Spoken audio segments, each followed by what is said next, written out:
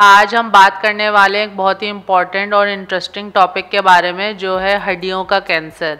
तो आज हम डिस्कस करेंगे हड्डियों के कैंसर किस तरीके से होता है और किस तरीके से फैलता है। तो यूजुअली जो है हड्डियों का कैंसर, उसको क्लिनिकल टर्म्स में सार्कोमा कहा जाता है, और ये भी जेनेटिक डिसऑर्डर की वजह से होता है, दूसरे कैंसर्स की वजह से। और नॉर्मली जो है वो हड्डियों का कैंसर भी ऐसे होता है कि या तो ये हड्डी के अंदर खुद ही फॉर्म हो जाता है, खुद ही बनना स्टार्ट हो जाता है, या ऐसा भी होता है कि ये किसी दूसरे अज़ा में या दूसरे ऑर्गन में बना हो और वो ट्रैवल करके और वो फैलते फैलते जो है वो हड्डी तक आ जाता है। ज़्यादातर जो मैलिग्नेंट कैंसर होते हैं, जो फैलने वाले कैंसर होते हैं, वो हड्डियों तक ज़रूर आते हैं, जैसे कि ब्रेस्ट कैंसर होता है या लंग कैंसर होता है, या आपका थायराइड का कैंसर होता है, ओवेरियन कैंसर, प्रोस्टेट कैंसर और किडनी कैंसर्स। ये सारे कैंसर्स जो हैं वो हड्डियों के अंदर भी ज़रूर जा रहे होते हैं। अगर ये इनकी बहुत लेटर स्टेजेस होती हैं या इनकी बहुत एडवांस स्टेज होती हैं तो ये हड्डियों तक फैल जाते हैं,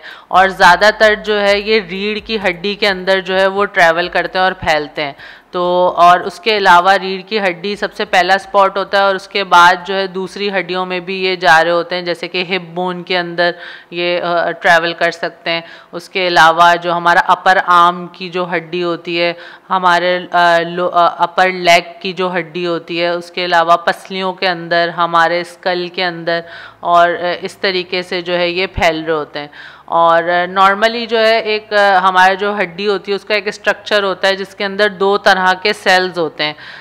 जब कैंसर होता है तो वो उन सेल्स को जो है वो डिस्टर्ब करता है। तो वो इस तरीके से करता है कि जो हमारे नॉर्मल सेल्स होते हैं, दो तरह के हड्डी में सेल्स होते हैं जो कि अपना काम कर रहे होते हैं नॉर्मली। एक होते हैं ऑस्टियोब्लास्ट और एक दूसरा होता है ऑस्टियोक्लास्ट। जो ऑस्टियोब्लास्ट होता है वो हमारे हड्डी के अंदर जो है वो नए सेल्स बना रहा होता है, और जो ऑस्टियोक्लास्ट होता है वो हमारे हड्डी के अंदर जो पुराने सेल्स हो जाते हैं उनको तोड़ रहा होता है। तो जब कैंसर होता है तो वो इन सेल्स का जो एक बैलेंस में काम चल रहा होता है, उस काम को जो है वो ख़राब कर देता है, और वो ये करता है कि या तो वो ऑस्टियोब्लास्ट और ऑस्टियोक्लास्ट के काम को बिल्कुल ही ब्लॉक कर देता है, या वो इनके काम को जो है बहुत ज़्यादा बढ़ा देता है। और दोनों ही सूरतों में ऐसा होता है कि हमारी हड्डियाँ जो है वो बहुत ज़्यादा कमज़ोर हो जाती हैं, वीक हो जाती हैं, और कुछ सिम्टम्स जो हैं वो बहुत ज़्यादा फिर प्रोमिनेंटली आना शुरू हो जाते हैं। जिसमें सबसे पहला जो सिम्टम होता है वो ये होता है कि हड्डियों में बहुत ज़्यादा पेन होना शुरू हो जाता है, दर्द बहुत ज़्यादा होना शुरू हो जाता है हड्डी के अंदर।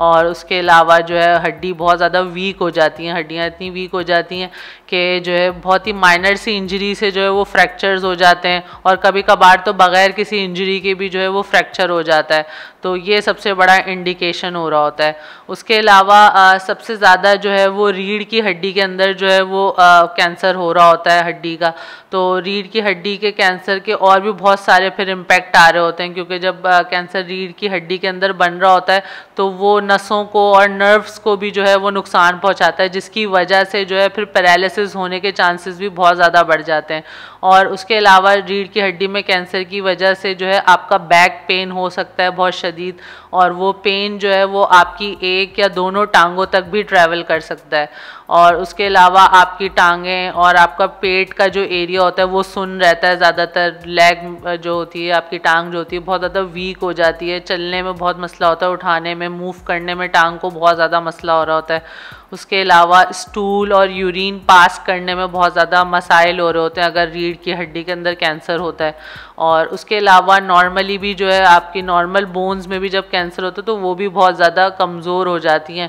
और घुलना शुरू हो जाती हैं आहिस्ता आहिस्ता। और घुलने से ये होता है कि जो हमारे हड्डियों के अंदर का जो कैल्शियम होता है वो निकलना शुरू हो जाता है, और वो निकल के जो है खून के अंदर शामिल हो जाता है, और खून में शामिल होने के बाद वो फिर अपने डिफरेंट सिम्टम्स और डिफरेंट उससे साइड इफ़ेक्ट्स आना शुरू हो जाते हैं, और एक कंडीशन हो जाती है हाइपर कैल्सीमिया के नाम से। जब खून के अंदर कैल्शियम की मिकदार जो है वो बहुत ज़्यादा बढ़ जाती है तो उसके अपने फिर सिम्टम्स होते हैं, बहुत ज़्यादा फटीग होती है, नोज़िया, वॉमिटिंग, इस तरह की फीलिंग्स होती हैं। तो